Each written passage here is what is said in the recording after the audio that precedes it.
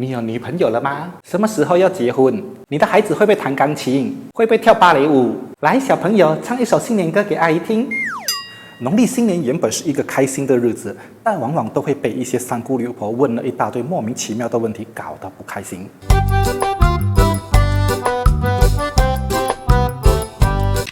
嗨，大家好，我是摄影师 Mandarin。对于刚结婚的新人第一个农历新年是最头痛的，因为你总是会听到一些三姑六婆、姨妈姑姐来跟你讲一大堆不合逻辑，但听起来又好像跟华人传统相关的习俗，甚至有些话你听了很想一巴掌下去。但由于他是长辈的身份，作为第一个刚结完婚、过第一个农历新年的晚辈，你只好有一种胃胀风的感觉，但又不能够当众放屁，因为这是间接的在告诉他，我听你在放屁。而在如此众多莫名其妙不合逻辑的传统习俗里面，我们最常听到的就是结完婚的第一个农历新年，新人必须包2个红包给任何人，无论是长辈、晚辈或是同辈，你都必须给2封红包。所以呢，这也正是我们今天要讨论的话题：新婚夫妇第一个农历新年的10个 Q&A。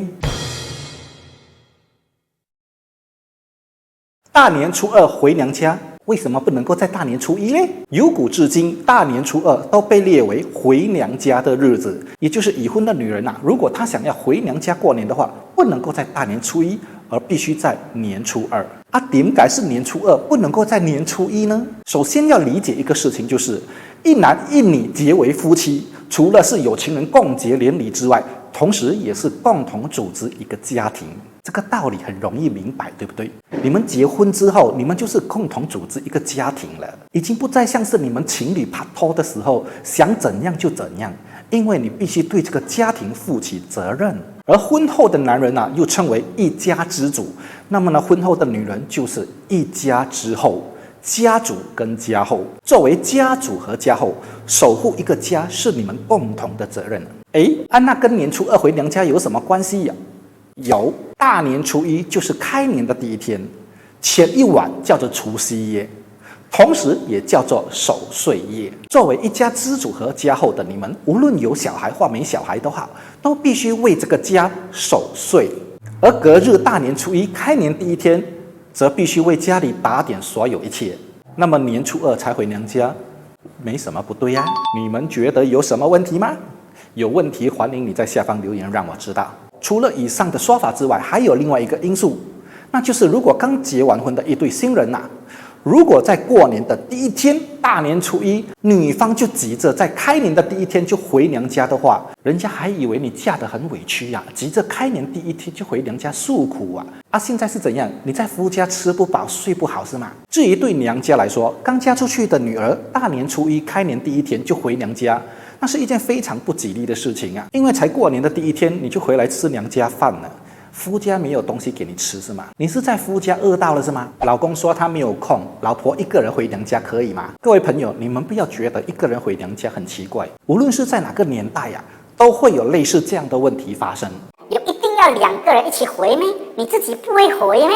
是的，你没听错，的确很多人会发生这样子的状况，就是女生自己一个人回娘家，又或者女生一个人带着孩子回娘家，然后老公没有跟着一起回。你老公很忙很不得空大年初1你忙什么？公司要你回去开会还是你的阿公叫你打牌？不要忘记，当你在举办婚礼的时候，你所筹备婚礼的东西，龙凤烛、床头灯、橘子都是成双成对，没有任何一个物品是单独一个的。就连迎亲、纳彩、晚宴进场的时候，你们都是出双入对。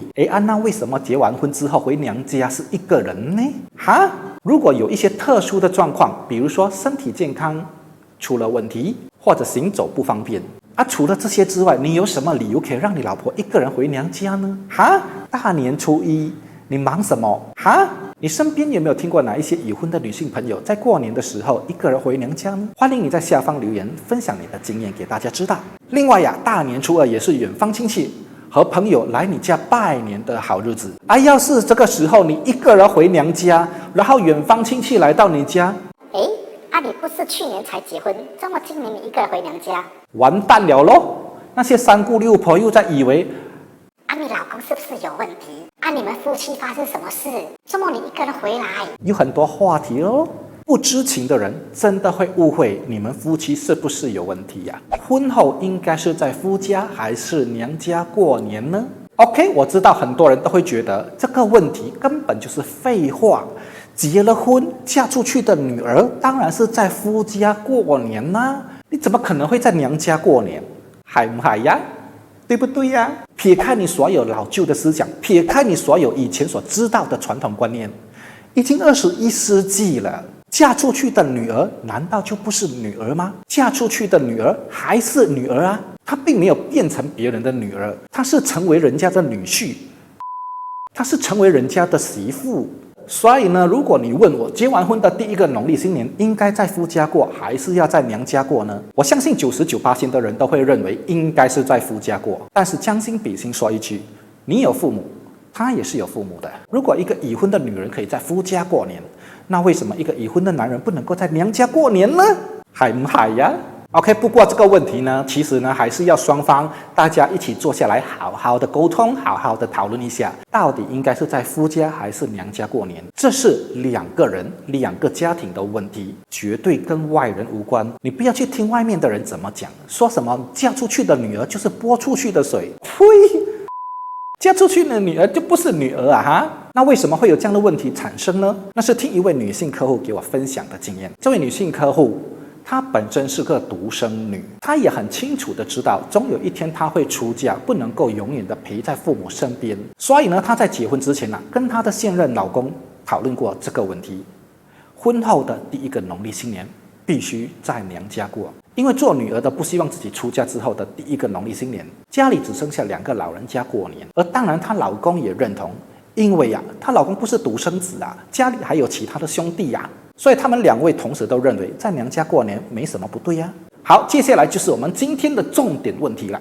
结婚后第一个新年需要派红包吗？我相信这是最多新婚夫妇关心的问题，同时也是民间最受争议的话题。结婚后的第一个农历新年到底应不应该派红包呢？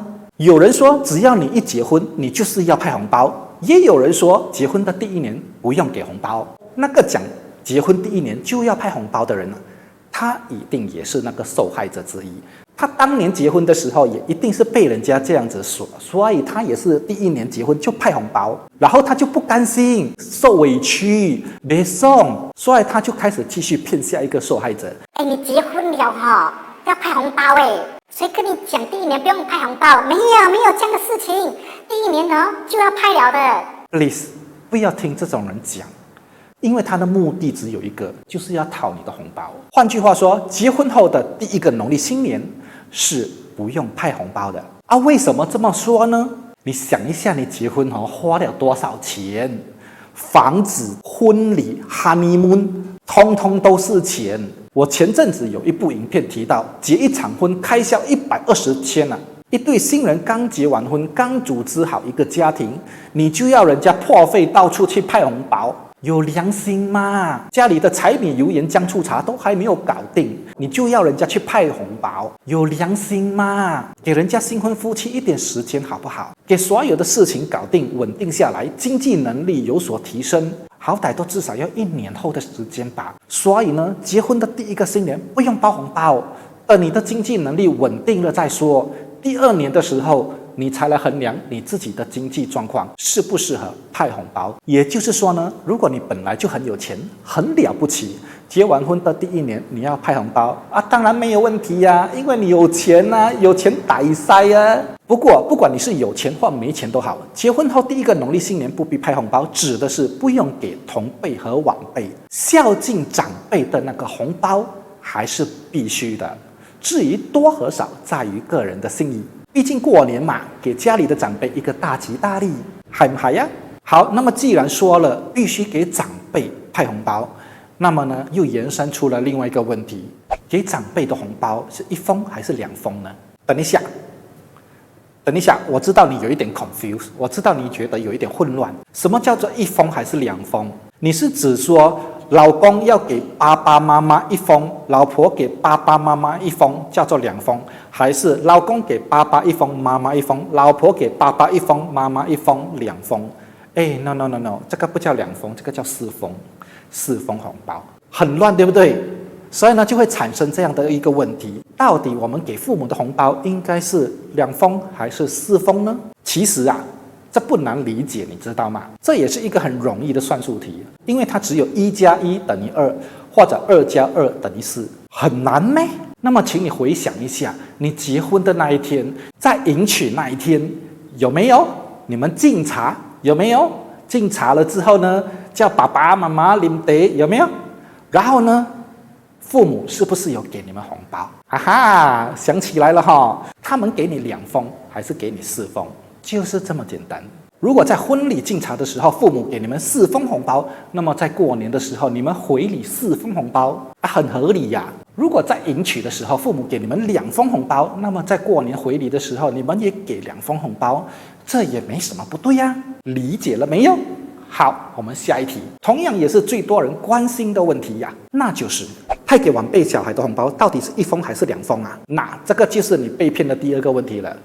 第一个问题就是他骗你结婚第1年要派红包，第2个问题就是他骗你派红包的时候要派2封。你今年刚结婚，是不是要给？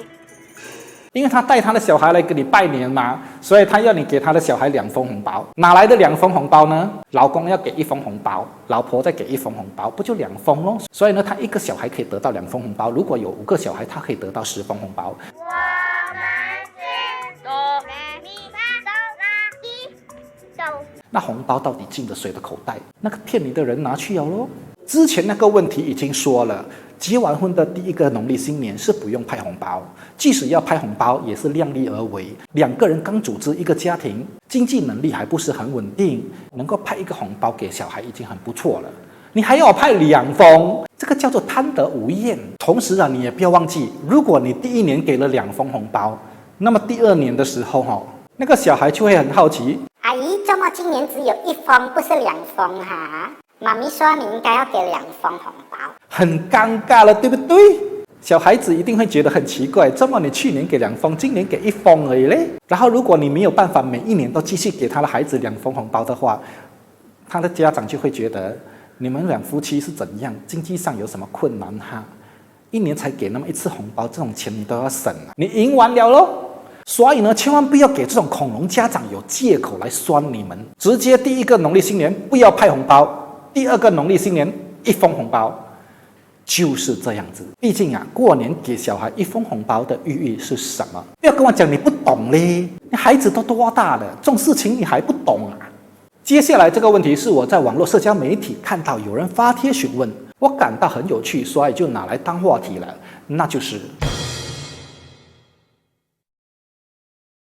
在法律上已经是合法夫妻，但还没有举行华人婚礼，那么农历新年应该要派红包吗？然后就有人在下方留言回帖说，男未婚女未嫁，哪里可以派红包呢？sợ的你在法律上都已经是合法夫妻了，还说什么男未娶女未嫁？同时啊，也不要忘记过年给红包的寓意在哪里，是象征给对方一个祝福，大吉又大利，并不存在的其他。所以呢，不应该把问题纠结在应该不应该。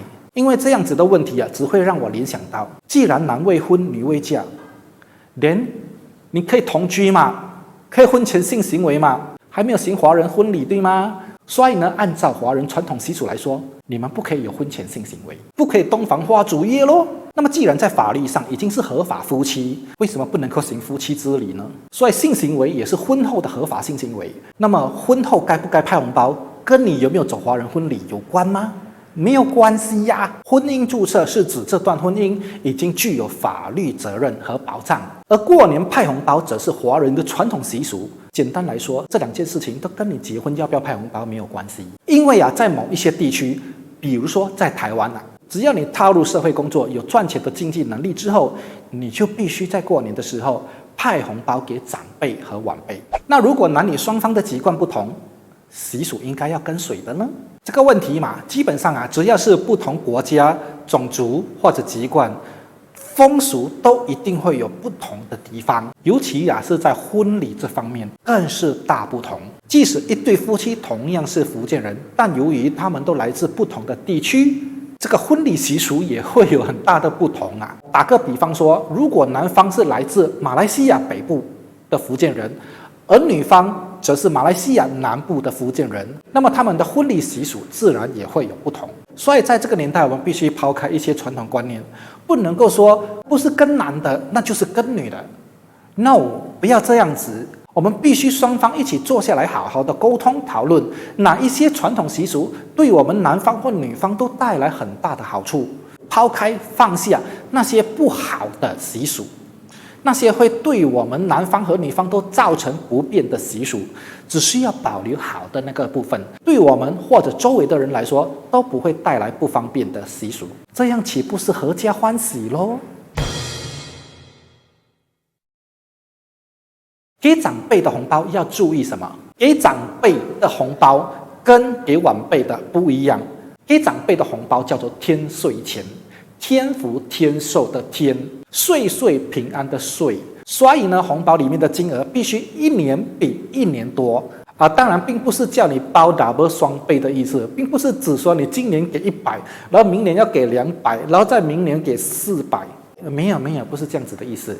而是指说你明年给的红包必须比今年多一点点。比如说你今年给100块，那你明年给108块呀，这样子理解了吗？因为这样子的寓意是表示祝福长辈天福天寿，长命百岁啊。不过当然这个是根据你们的经济能力啦。如果刚好那年的情况不是很理想，那当然你不用给多，也没有人会怪你的。那给晚辈的红包又要注意些什么呢？长辈的红包叫做天岁钱，晚辈的红包叫做压岁钱。天岁钱的红包金额一年比一年多，压岁钱的红包并不是叫你一年比一年少的意思。我曾经有听过一个错误的观念，那就是包红包给晚辈的时候会根据对方的年龄岁数来决定红包的金额。比如说他今年5岁，你就包5块钱的红包，然后他今年10岁，你就给他10块钱的红包。No， 不是这样子的。给晚辈的红包都必须全部完全一致。你给这个小孩5块钱，那所有亲戚的小孩你都必须统一5块钱。为什么呢？因为小孩子拿了红包之后会偷偷去外面讲：阿哥，你的红包多少？阿妹，看给你的红包有多少钱啊？来看一下。然后如果孩子的父母知道了之后呢，这么你儿子的红包20块，我的才5块钱呢。然后另外一个就跟他讲，因为我儿子20岁，你的孩子才5岁耶嘛，所以就5块钱咯。金牌款有没有？所以呢，给晚辈的红包最好全部统一。你要给这个小孩5块钱，就统一全部的小孩都是5块钱。你管他是15岁还是20岁，总之就是5块钱就对了。不过呢，这里有一个重点要注意的就是，给晚辈的红包金额千万不能够大过长辈的。换句话说，你给父母的红包是100块钱，那么这个小孩的红包钱就不能够是100块钱，它只可以是99块，明白了吗？华人传统习俗特别多，无论是在婚礼或是农历新年。你还听过哪些莫名其妙、不合逻辑跟农历新年相关的传统习俗呢？欢迎你在下方留言跟大家讨论一下。喜欢我今天的影片，记得帮我点赞，然后别忘记订阅我的 YouTube 频道。最后呢，还要麻烦你们帮我做一件事情，好不好？那就是帮我把这部影片分享给已经结婚或者还没结婚的朋友。拜。